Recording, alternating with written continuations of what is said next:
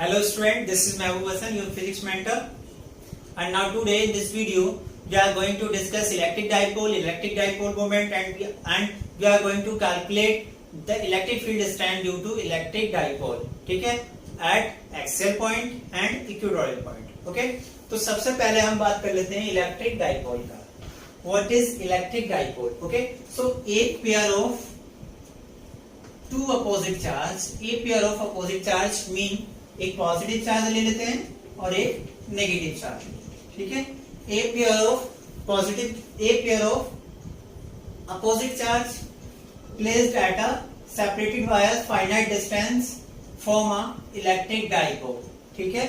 Mean आपको क्या करना है, अगर इलेक्ट्रिक डाइपोल फॉर्म करना है या इलेक्ट्रिक डाइपोल कैसे फॉर्म होता है, तो उसमें क्या होता है, एक पॉजिटिव चार्ज होता है और एक नेगेटिव चार्ज होता है. दोनों का मैग्नीट्यूड क्या होगा, सेम होगा और उनके बीच एक फाइनाइट डिस्टेंस होगा. हमने सपोज कर लिया यहाँ पर वो डिस्टेंस इज a है. Is it clear? Then this is electric dipole. This structure is called electric dipole. Okay? A pair of opposite charge, मैं कहूँ a pair of two charge या मैं कहूँ pair of two charge of opposite nature separated by a finite distance form an electric dipole. Okay? Electric dipole हो गया. And next is electric dipole moment. So electric dipole moment क्या होता है? Product of any charge. Electric dipole moment is the product of any charge, magnitude of charge and distance between two charges. इस product को हम क्या बोलते हैं, electric dipole moment कहते हैं. And it is denoted by small p. Okay, so p का value क्या हो जाएगा, q इंटू a. p का वैल्यू क्या हो जाएगा, q into a. It is electric dipole moment. Okay, so product of any charge, magnitude of A charge and distance between them is called electric dipole moment. Okay, positive charge है, negative charge है, but दोनों का magnitude क्या है, same है. तो product of magnitude of any charge and distance between them is called electric dipole moment. It is a vector quantity and it is denoted by p. Okay, इसका जो unit हो जाएगा बच्चों, क्या हो जाएगा, चार्ज का यूनिट क्या होता है, कूलम, और a का क्या हो जाएगा, मीटर. a क्या है, डिस्टेंस है, और डिस्टेंस का ऐसा यूनिट होता है metre. a is the distance between two charges. Then इसका यूनिट क्या हो जाएगा, coulomb metre. Is it clear? It is a vector quantity. ये भी कैसा क्वांटिटी है बच्चों, वेक्टर क्वांटिटी है. Okay, electric dipole and electric dipole moment clear हो गया. तो कुछ बुक्स में क्या करते हैं, दोनों टू चार्जेस हैं और उनके बीच का जो डिस्टेंस होता है, एक पॉजिटिव एक माइनस है, तो इसके बीच का डिस्टेंस 2a भी कंसीडर किया है. तो उसमें कंफ्यूज नहीं होना है. तब इलेक्ट्रिक डाइपोल मोमेंट का फॉर्मूला क्या हो जाएगा, p इंटू 2a, या मैं कह सकता हूं p 2a q. एक चार्ज और डिस्टेंस बिटवीन देम, तो क्या हो जाएगा ये 2a q. तो उसमें बच्चों बिल्कुल भी कंफ्यूज नहीं होना है. Is it clear? So electric dipole moment हो जाएगा और इसकी जो डायरेक्शन होती है ऑलवेज नेगेटिव टू पॉजिटिव होती है. इलेक्ट्रिक डाइपोल मोमेंट की डायरेक्शन क्या होती है, negative to positive. Okay, it is a vector quantity. Vector है तो डाइपोल मोमेंट का डायरेक्शन भी होगा, और डायरेक्शन क्या होता है, negative to positive. Is it clear? कुछ बुक्स में मैंने बताया कि डिस्टेंस को 2a कंसीडर कर लेते हैं, तो वहां पर डाइपोल मोमेंट क्या हो जाएगा, 2a q into distance between them is by 2a. तो बिल्कुल भी कंफ्यूज नहीं होना है. ओके, अब हम कैलकुलेट करने जा रहे हैं electric field strength due to dipole on axial point. Mean इसका एक्सियल पॉइंट है,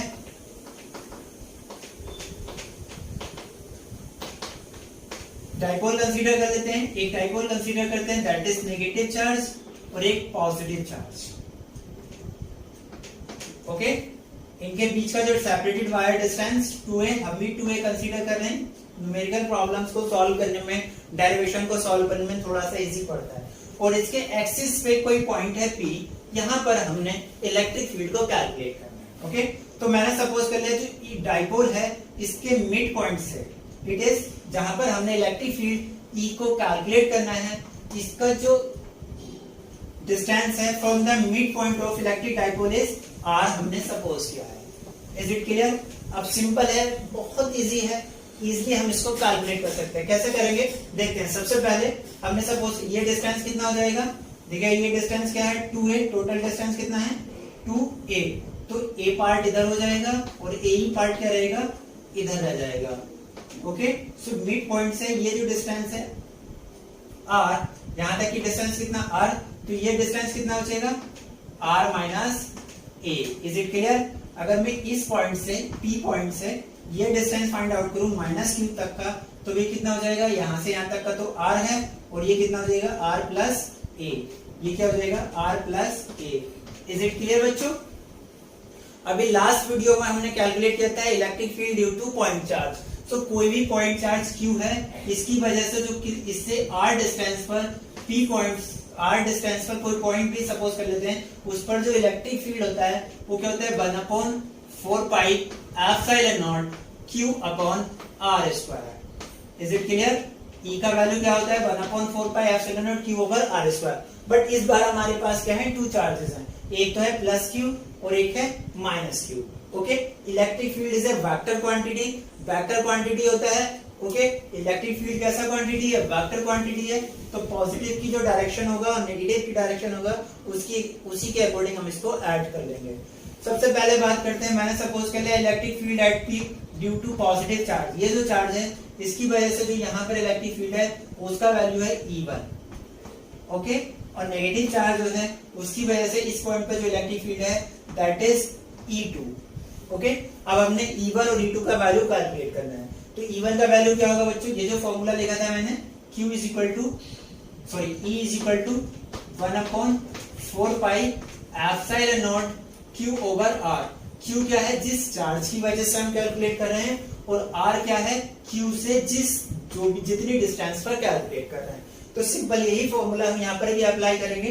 सो E1 का वैल्यू क्या हो जाएगा बच्चों 1/4 पाई एप्सिलॉन नॉट, E1 क्या है due to positive charge, so that is Q upon R square. इस बार डिस्टेंस कितना है R माइनस A।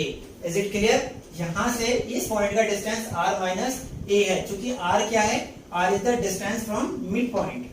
ठीक है, तो ये क्या हो जाएगा R माइनस A। स्क्वायर होता है फॉर्मूले में, तो स्क्वायर भी कर देते हैं। It is equation number first. Similarly E2 का वैल्यू फाइंड आउट करेंगे बच्चों। सो E2 का वैल्यू क्या हो जाएगा 1/4 pi epsilon naught Q, charge ये भी सेम है, Q ही है, अपॉन माइनस साइन में चार्ज नेगेटिव है, तो नेगेटिव साइन सिर्फ डायरेक्शन को इंडिकेट करेगा, और उसकी डायरेक्शन मैं अभी बताऊंगा कि कैसे होगी। ये क्या हो जाएगा Q। अभी मैं सिर्फ मैग्नीट्यूड की बात कर रहा हूँ, यहाँ पे डायरेक्शन की बात नहीं कर रहा हूँ, इसलिए मैं उसको नेगेटिव साइन को अभी नहीं लिख रहा हूँ। Is it clear? तो कितना हो जाएगा 1/4 pi epsilon naught Q। R क्या होता है डिस्टेंस, तो इस बार इस पॉइंट से इसका डिस्टेंस कितना है R प्लस A। जिस पॉइंट पर कैलकुलेट करना है वहां तक का डिस्टेंस कैलकुलेट करते हैं, तो ये डिस्टेंस कितना R प्लस A स्क्वायर हो रहा है, स्क्वायर कर देते हैं। This is E2। Is it clear? E1 पता चल गया, E2 पता चल गया। अब डायरेक्शन की बात कर लेते हैं, क्योंकि अब मुझे टोटल कैलकुलेट करना है। तो टोटल कैलकुलेट करने के लिए एज लाइक ए वेक्टर में इनको ऐड करूंगा, और वेक्टर को जब मुझे ऐड करना होता है तो मुझे उनकी डायरेक्शन फाइंड आउट करना कंपलसरी होता है। ठीक है, तो E1 क्या होगा पॉजिटिव चार्ज, और पॉजिटिव मैंने लास्ट वीडियो में बच्चों हमने डिस्कस किया था कि इलेक्ट्रिक फील्ड लाइंस ही क्या करती हैं, इलेक्ट्रिक फील्ड की डायरेक्शन को रिप्रेजेंट करती है। ओके, सो यहाँ पर पॉजिटिव की वजह से इलेक्ट्रिक फील्ड लाइंस की डायरेक्शन क्या होगी, आउटवर्ड डायरेक्शन में। मीन इसकी वजह से जो इलेक्ट्रिक फील्ड होगा इस पॉइंट पर वो किस डायरेक्शन में होगा, आउटवर्ड डायरेक्शन में। Is it clear? Positive charge की वजह से electric field lines outward direction में होती हैं, बट नेगेटिव चार्ज की वजह से जो इलेक्ट्रिक फील्ड होगा दैट इज, ये तो होगा E1 की डायरेक्शन, और E2 की जो डायरेक्शन होगी वो क्या होगी, inward direction. Is it clear? तो दो वेक्टर हैं, एक इस डायरेक्शन में है और दूसरा उसके अपोजिट डायरेक्शन में है। तो अगर मैं नेट इलेक्ट्रिक फील्ड की बात करूं, so net electric field E is equal to क्या हो जाएगा E1 plus E2। E1 plus E2। बच्चों आपको पता होगा अगर आप S डायरेक्शन में, पॉजिटिव S डायरेक्शन में किसी वेक्टर को पॉजिटिव कंसीडर कर रहे हैं, तो उसके अपोजिट डायरेक्शन में वेक्टर क्या हो जाएगा, नेगेटिव हो जाएगा। सो इट मीन ये क्या हो जाएगा E1, अगर आप पॉजिटिव कंसीडर कर रहे हैं तो E2 इसके अपोजिट डायरेक्शन में, तो वो क्या हो जाएगा, माइनस हो जाएगा। इज इट क्लियर और नॉट? आप क्या करना है, अपोजिट डायरेक्शन में तो वो क्या होगा, नेगेटिव होगा। अगर आप इसको पॉजिटिव कंसीडर करें तो इसको नेगेटिव कंसीडर करेंगे। Is it clear? E1 का वैल्यू पुट कर देते हैं यहां से, और E2 का वैल्यू यहां से पुट कर देते हैं। सो E इज इक्वल टू क्या हो जाएगा 1/4 epsilon naught Q over E1 का वैल्यू कितना r माइनस ए का whole square minus 1/4 epsilon naught Q over r plus a का whole square. Is it clear? और आगे सॉल्व करते देखो 1/4 epsilon naught Q/4 epsilon naught common आ रहा है, कॉमन निकाल लेते हैं और इसको थोड़ा सा यहाँ से इरेज करते हैं। ये सारा कॉन्सेप्ट समझ में आ गया डायरेक्शन का, है ना? तो अब बात कर लेते हैं, बस इसको हमने सॉल्व करना है, सिंपल सॉल्व करके हम इसको सॉल्व कर लेंगे। ठीक है, क्या हो जाएगा? Q/4 एप्सिलॉन नॉट कॉमन आ रहा है तो Q/4 एप्सिलॉन नॉट हमने कॉमन निकाल लिया। क्या हो जाएगा? Q/4 एप्सिलॉन नॉट तो हमने कॉमन निकाल लिया। यहाँ से क्या बचेगा? 1, ऊपर से तो सब कुछ कॉमन आ गया। क्या बचेगा? 1 अपॉन नीचे से क्या बचा? r माइनस ए का होल स्क्वायर। ओके, माइनस ये साइन रहा 1/r प्लस ए का होल स्क्वायर। Q यहाँ से भी कॉमन आ गया ऊपर से और 4 ए भी कॉमन आ गया। ओके, और आगे सॉल्व कर लेते हैं, इसको भी रफ कर देते हैं। ओके, इसको और आगे सॉल्व कर लेते हैं, तो ये क्या हो जाएगा? Q/4 एप्सिलॉन नॉट तो हमारा ऐसे ही रहेगा, इसका एल्सियम ले लेते हैं, तो ये क्या हो जाएगा? r माइनस ए का whole square into r plus a का होल स्क्वायर, ये तो एल्सियम हो जाएगा। और आगे सॉल्व करते हैं, क्रॉस मल्टीप्लाई होगा, ये क्या हो जाएगा? r प्लस ए का whole square minus r minus a का whole square. Whole square open करेंगे बच्चों, क्या मिलेगा? Q/4 एप्सिलॉन नॉट r, एक बार प्लस हो रहा है एक बार माइनस हो रहा है, देखिएगा a square minus B square, a square minus B square का फॉर्मूला ओपन करते हैं। क्या होता है formula? a square minus B square का एक बार ऐड करते हैं a plus B into A minus B. Similar formula यहाँ पे अप्लाई करते हैं, a प्लस बी क्या हो जाएगा? a के प्लेस पे कितना? r plus a plus b r minus a, a plus B हो गया into A minus B, r plus A minus B, B क्या है? r माइनस ए, तो माइनस माइनस क्या हो जाएगा? मल्टीप्लाई होकर के प्लस हो जाएगा। Is it clear? अपॉन क्या लिखा है ये? r प्लस ए का whole square, sorry r minus a का whole square into r plus a का होल स्क्वायर। सॉल्व कर लेते हैं बच्चों, a positive negative cancel out हो जाएगा, r से r कैंसिल आउट हो जाएगा। क्या बचेगा? P/Q is equal to Q/4 epsilon naught, Q/4 epsilon naught, r और r ऐड होकर के कितना हो जाएगा? 2r इंटू r और a ऐड होकर के कितना हो जाएगा? 2a अपॉन ये क्या हो जाएगा? r माइनस ए का whole square into r plus a का whole square. Is it clear बच्चों? और सॉल्व कर लेते हैं, इसको फिर से रफ कर लेते हैं।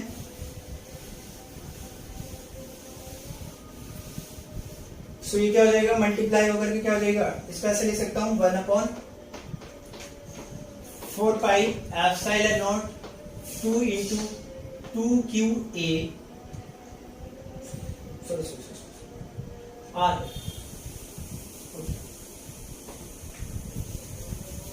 देखिए Q को इसके साथ में लिखना चाह रहा हूं मैं, 2QA के साथ में, तो यहां से क्या लिख सकता हूं? 1/4 एप्सिलॉन नॉट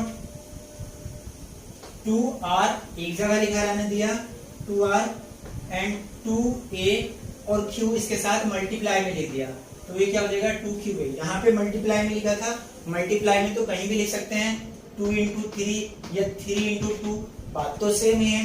तो q को चाहे पहले लिखो या बाद में, उससे कोई फर्क नहीं पड़ने वाला है। ओके, तो ये क्या हो जाएगा? 1/4 एप्सिलॉन नॉट, 1/Q का 1/4 एप्सिलॉन नॉट, 2r ये लिख दिया, 2QA, Q आगे ले गए, ठीक है, अपॉन क्या हो जाएगा? ये r माइनस ए का whole square into r plus a का होल स्क्वायर।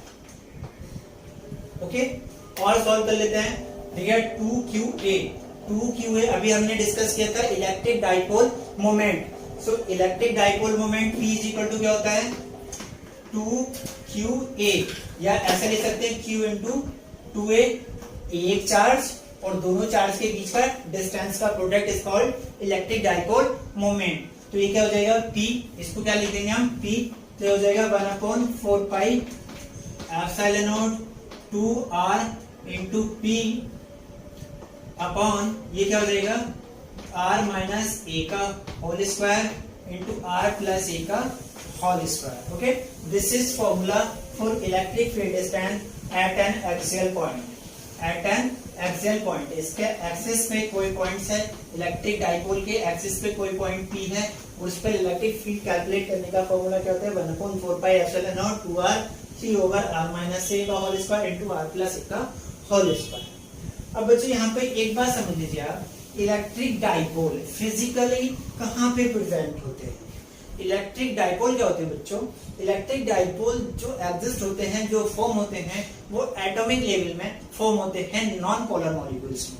हमें पता है, जैसे एग्जांपल कंसीडर कर लेता हूं मैं HCl का। तो इनमें क्या होता है, कोवेलेंट बॉन्ड होता है, बट जो साझे का इलेक्ट्रॉन होता है, इनका जो पेयर इलेक्ट्रॉन का पेयर होता है, उसमें इलेक्ट्रॉन जो शिफ्ट हो जाते हैं मोर इलेक्ट्रोनेगेटिव एटम्स की ओर, टुवर्ड्स द मोर इलेक्ट्रोनेगेटिव। तो उस केस में जो साझे का इलेक्ट्रॉन था वो क्लोरीन की तरफ ज्यादा शिफ्ट हो जाता है, तो हाइड्रोजन पे एक पार्शियल पॉजिटिव चार्ज आ जाता है और क्लोरीन पे एक पार्शियल नेगेटिव चार्ज आ जाता है। ठीक है, इसमें तो ये जो पॉजिटिव हाइड्रोजन एटम बिहेव करेगा as like a positive ion और ये बिहेव करेगा as like a negative ion in HCl, तो एक डाइपोल फॉर्म हो जाएगा। तो डाइपोल जो होते हैं एटॉमिक लेवल पे होते हैं, इनके बीच का जो डिस्टेंस होता है, मैं कहूं A डाइपोल के बीच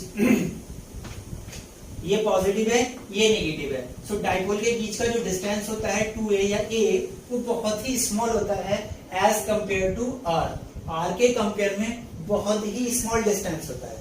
ओके, तो मैं इसको क्या कर सकता हूँ, नेगलेक्ट कर देते हैं। हम क्या करेंगे, इनको नेगलेक्ट कर देते हैं। सो अगर नेगलेक्ट कर देते हैं, r को a के कंपेयर में मैं नेग्लिजिबल कर लूं, तब ये क्या हो जाएगा 1/4 पाई एप्सिलॉन नॉट a को नेगलेक्ट कर देते हैं r के कंपेयर में, तो ये क्या हो जाएगा 2ap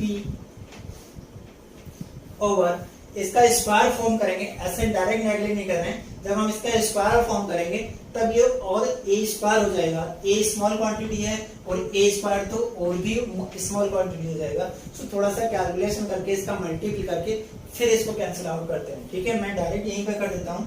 सो ये क्या हो जाएगा 2r इंटू पी ओवर, ये क्या हो जाएगा, इसको भी नेगलेक्ट करेंगे, यहाँ भी नेगलेक्ट करेंगे, यहाँ से क्या मिलेगा r स्क्वायर और यहाँ से भी क्या मिलेगा r स्क्वायर।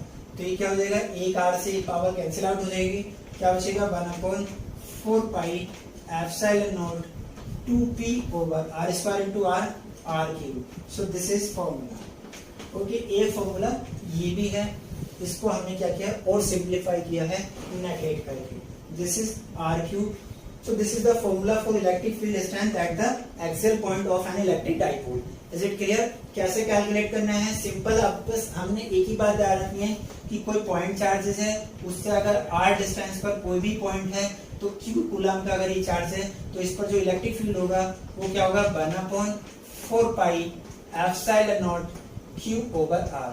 बस सेम फॉर्मूला हमने डाइपोल के लिए कैलकुलेट किया था, वहां पे डिस्टेंस एक बार r प्लस a हो गई थी और एक बार r माइनस a हो गई थी। फिर एक की वजह से E1 सपोज कर लिया और दूसरे की वजह से E2 सपोज किया। अब vector S like a vector हमने उसको सॉल्व कर लिया। ओके, क्योंकि वेक्टर क्वांटिटी है तो उसकी डायरेक्शन के अकॉर्डिंग हमने सॉल्व किया। तो अगर मैं फॉरवर्ड डायरेक्शन में पॉजिटिव कंसीडर कर रहा हूँ तो बैकवर्ड डायरेक्शन में हमने उसको नेगेटिव कंसीडर करके माइनस कर दिया और थोड़ा सा कैलकुलेशन किया है सिंपल, और उस कैलकुलेशन के बाद आपको this is the formula for electric dipole. So electric field due to an electric dipole moment, electric dipole at an axial point. Is it clear?